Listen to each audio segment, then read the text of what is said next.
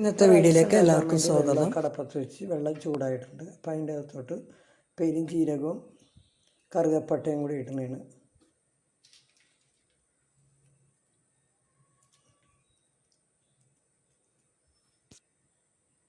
കുറച്ച് മല്ലിയില ഇടാനുണ്ട് നമ്മൾ അതിൻ്റെ അകത്തോട്ട്. ഇനി വെള്ളം നല്ലോണം വെട്ടി തിളക്കുമ്പോഴത്തേക്കും നമുക്ക് അരി ഇട്ട് കൊടുക്കാം. നമുക്ക് ഉപ്പിടണം.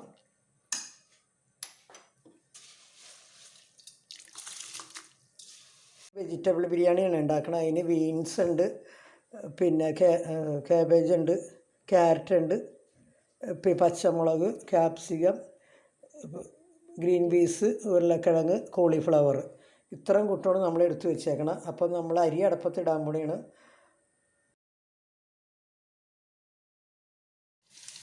നമ്മൾ സൺഫ്ലവർ ഓയിലാണ് ഉണ്ടാക്കുന്നത്. അപ്പോൾ ആദ്യം സവാളയൊക്കെ ഇട്ട് നമ്മൾ വഴറ്റാൻ വേണ്ടി സവാള ഇട്ട്, പിന്നെ ബീൻസ്, ക്യാരറ്റും ഇട്ട് നമ്മൾ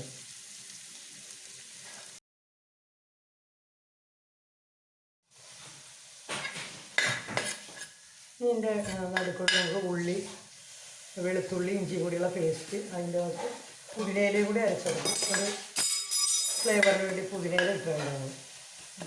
അതിൻ്റെ അകത്തോട്ട്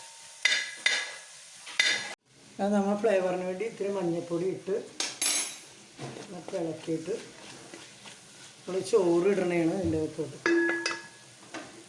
ഇപ്പോൾ വേവിച്ച് വെച്ച ചോറ് ഇടുകയാണ്.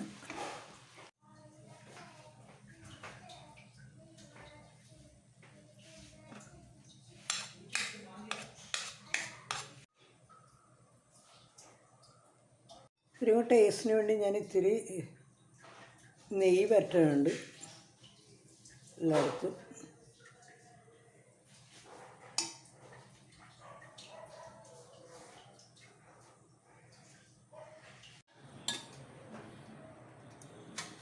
അപ്പോൾ ഇതിൽ ആദ്യത്തെ ചോറ് എൻ്റെ 5 കുട്ടിക്കുള്ളതാണ്. നോക്കിക്കണ്ടേ എങ്ങനെയുണ്ടെന്ന് തിന്ന് നോക്കിയിട്ട് 5 പറയും.